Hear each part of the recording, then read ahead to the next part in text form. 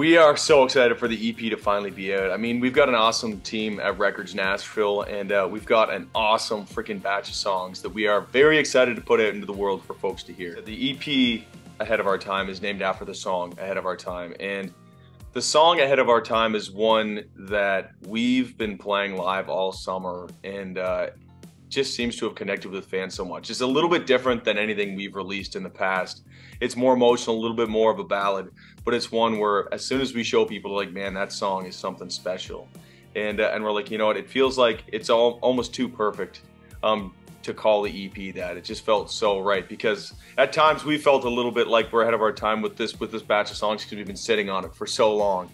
And also it just feels cool because I don't know of any other songs called Ahead of Our Time, and it's such a common phrase and such a big thought.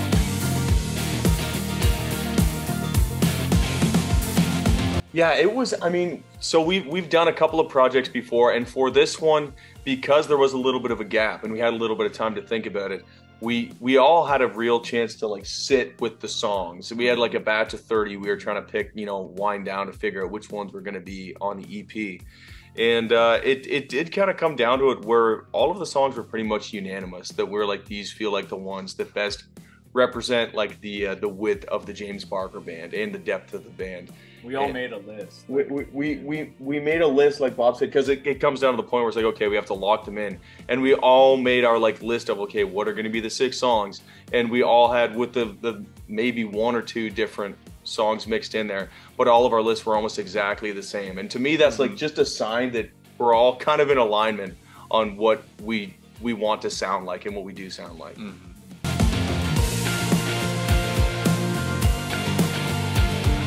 Oh wow, I mean, the story we're trying to tell with a batch of the songs, I mean, I feel like we went wide on this. We wanted to have, you know, not a bunch of songs that are saying the same thing and are on top of one another.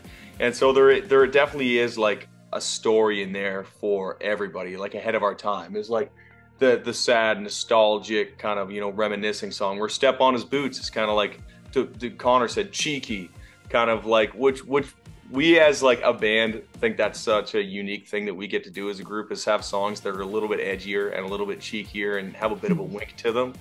But as a whole, I feel like honestly we just wanted to resonate with people. I feel like country music is all about honesty and like what life is like for normal people, and kind of the experiences that matter in your life. And I feel like this album kind of, you know, covers all of the corners of that. So it shows kind of like that next chapter of our band, and not that we've got more mature, but in a way just like from songwriting to all of our day-to-day lives. Like some guys have kids, and just growing through that, and how our band grew through not being able to tour for like 2 years and still staying together. I just feel like this whole album is just, the process that went into it is just far greater than anything we've done in the past. So I think it just shows like that next chapter for us, and we're really excited.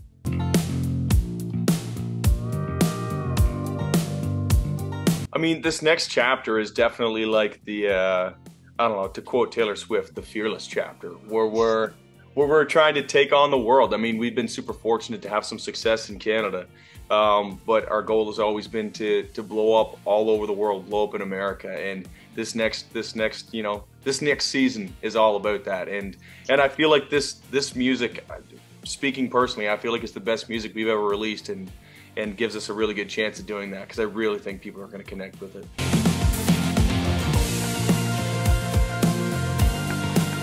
Yeah, I mean, we've got, obviously this time of year things start slowing down, and we're already kind of writing towards the next project. Even though we're fired up about this, that's just kind of the natural thing. And then, you know, going into spring of next year, going to be probably jumping across the pond to go and play in the UK and Europe a bit, and then summer be playing all over, you know, the United States. So everybody make sure you watch our socials to see where we're playing. Coming to a town near you.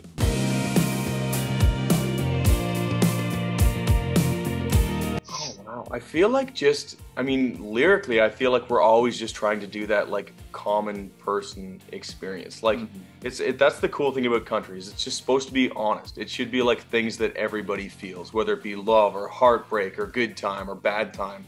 Always like, hey, sure, whatever. Honestly though, like any sort of emotion, and then trying to do it in a way that feels like JBB, sonically especially. Like that's our biggest thing, is how do we write songs that people can relate to, that we relate to, that sound like JBB. And I think the exciting thing with us, the Dropbox is constantly getting bigger, and it's the list of songs goes on, and you're just like, every day you wake up, it sounds cliche, but every day you wake up and you're just trying to outright the song that you felt really strongly about, whatever, yesterday or last week. It's like you're in a town where everybody eats, breathes, sleeps music. Everyone is doing exactly what you're doing and working for that same goal and stuff. So you can just wake up every day and be like, hey, I just got to give my best, and hopefully I pull another one right out that feels good, and you send it to the group chat or the Dropbox, and hopefully people react. And if you send it and reacts, it's like, that was an idea. That's okay. Next one.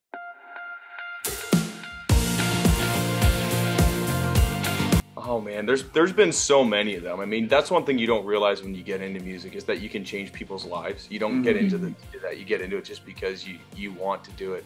But we've had the opportunity a lot of times at shows to be able to just like bring someone backstage and play for them, and it makes their day. We honestly, like this, we just got back from St. Jude in Memphis, and that was another one of those eye-opening things where it's like life-changing, where you're like, oh my goodness, like we can help not only obviously support and raise money, but we can just show up to events and our presence can make a kid who hasn't smiled in months smile. I mean, what is more, I mean, that is such a gift to be able to do that, and such an easy thing. Like, you know, we're really blessed to be able to do that, and we want to do that as much as possible. And it takes such little effort to make someone's day, especially at a country concert or show.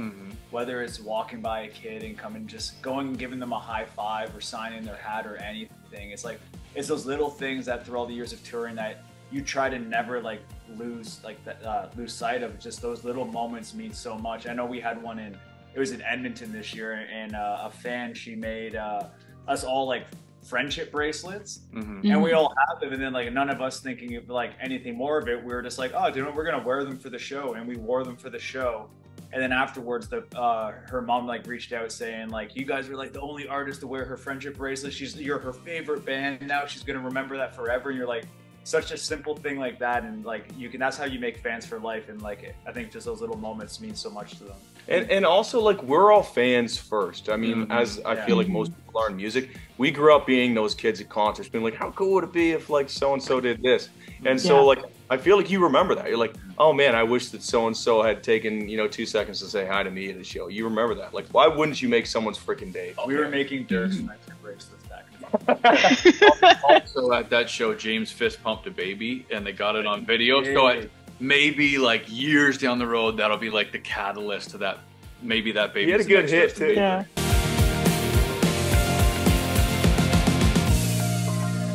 From making the record, that's a tough one.